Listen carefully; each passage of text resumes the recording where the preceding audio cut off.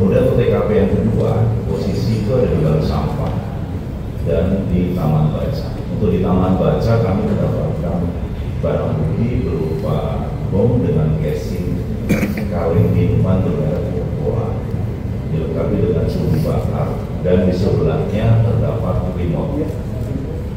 Jadi berdasarkan temuan tersebut, analisa kami bahwa terduga pelaku itu meledakkan posisi yang bersangkutan tidak di dalam mesin. Dari Puslapor, dari KPI dan rekan-rekan media semua yang berbahagia, pada kesempatan yang baik ini saya akan menyampaikan tentang analisa pasca ledakan yang terjadi di SMA Negeri 72 Jakarta yang terjadi pada hari Jumat 7 November 2025. Pasca ledakan terjadi, jajaran Satuan Brimob Polda Metro Jaya diperintahkan oleh Bapak Kapolda langsung menuju ke TKP.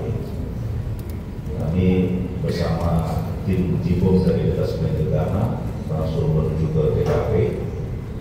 Kemudian ada beberapa langkah yang kami lakukan di sana, yaitu membuat zona perimeter.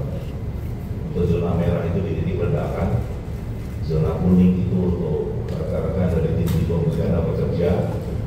Kemudian perimeter zona abu-abu itu zona terbatas, dan kemudian kita membuat zona hijau itu di luar lingkungan sekolah, di luar pagar. Itu kita nyatakan betul-betul aman dan steril untuk yang di luar pagar. Jadi mohon maaf rekan-rekan media, beberapa waktu yang lalu kami tempatkan di luar pagar karena itu memang sesuai dengan SOP demikian. Termasuk masyarakat juga bisa berada di zona hijau tersebut. Yang kami lakukan yaitu mengumpulkan informasi di TKP, kemudian melaksanakan sterilisasi untuk mencari secondary device atau bom yang masih aktif. Kemudian kami lakukan penjinakan bom yang masih aktif dan mengamankan bahan peledak di TKP. Kemudian melakukan observasi di tempat kejadian ledakan, kemudian melakukan sterilisasi ulang untuk memastikan tidak ada bom yang masih aktif yang terlewat. Kemudian menyatakan TKP aman dan menyerahkan berita acara kepada manajer PKP dalam hal ini adalah Polres Jakarta Utara, dan membantu rekan-rekan dari Puslapor untuk melakukan identifikasi. Dari langkah-langkah tersebut, kami mendapatkan ada dua TKP peledakan, bom. Yang pertama yaitu di masjid, di dalam masjid di lingkungan SMA Negeri 72 tersebut. Kami menemukan beberapa barang bukti seperti serpihan plastik, kemudian ada dua kreator atau dua kawah ledak yang ada di dalam masjid tersebut. Kemudian kami temukan paku, kemudian ada juga potongan tas, kemudian ada switching router dan seterusnya yang berkaitan dengan benda yang diledakkan oleh terduga. Namun yang perlu kami sampaikan kepada rekan media, di sana ada dua level, artinya ada dua kawah ledak yang kami temukan di TKP. Berarti kemungkinan diduga memang ada dua bom yang diledakkan di dalam masjid. Kami juga menemukan electric mesh, di situ berfungsi sebagai inisiator.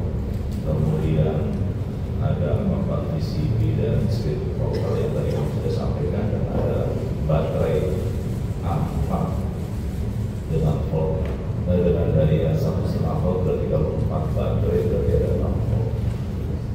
Kalau receiver itu sudah terbongkar menjadi serpihan itu dengan daya 6 volt, sama dengan baterai yang digunakan 6 volt. Kemudian untuk bahan peledak eksplosif yang kami temukan dengan menggunakan alat rigaku yang kami punya, itu terdeteksi potasium klorat yang digunakan oleh terduga, dan ini mungkin lebih lengkap nanti dari rekan-rekan Puslapor untuk bahan kimia lain yang menyertai di bahan tersebut.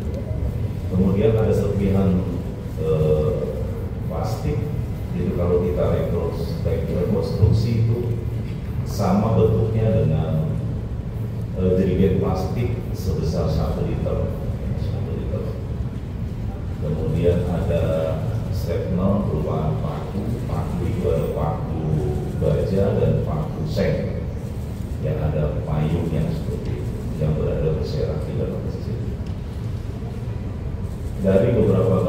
bukti, kita analisis bahwa power yang digunakan oleh terduga itu dalam menggunakan 4 buah baterai A4. Kemudian inisiatornya adalah elektrik mesh, kemudian eksplosifnya madu potasium klorat, kemudian switchingnya menggunakan receiver yang dikendalikan dengan remote. Nah, namun remote tidak kita temukan di dalam mesin. Kemudian casingnya itu bikin plastik 1 liter dan kemudian stepnernya paku.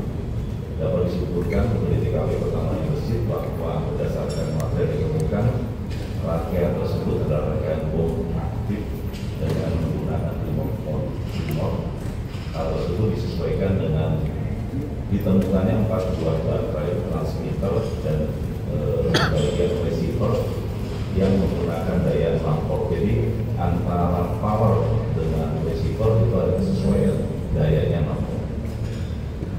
Kemudian di TKP 1 tadi sudah kami sampaikan ditemukan 2 crater atau 2 kawah ledak. Itu dimungkinkan terdapat 2 bom yang sudah meledak di dalam masjid. Kemudian dampak ledakan berupa overpressure dan shrapnel paku yang mengakibatkan banyak korban yang terluka. Kalau overpressure ini mengakibatkan banyak luka kendala dengan tindang telinga untuk para korban yang ada dalam masjid. Itu untuk TKP yang ada di dalam masjid, dari 2 bom yang diledakan di sana. Kemudian untuk TKP yang kedua, posisi itu ada di dalam sampah dan di taman baca. Untuk di taman baca kami mendapatkan barang bukti berupa bom dengan casing kaleng minuman bermerek Coca-Cola, dilengkapi dengan sumbu bakar dan di sebelahnya terdapat remote.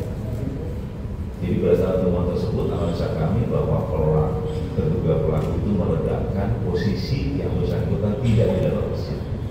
Karena remote itu kami temukan di taman baca. Kondisi masih aktif untuk bom tersebut. Kemudian untuk di bank sampah kami menemukan ada 4 bom, 2 yang sudah diledakkan dan 2 yang masih aktif. Kami lakukan X-ray dan tidak terdapat rangkaian elektronik di dalam bom yang di bank sampah. Bom yang di dalam bank yang terdapat kami temukan di bank sampah tersebut menggunakan casing pipa ukuran 3/4 mm dengan panjang kurang lebih sekitar 20 cm. Itu untuk yang 2 sudah meledak.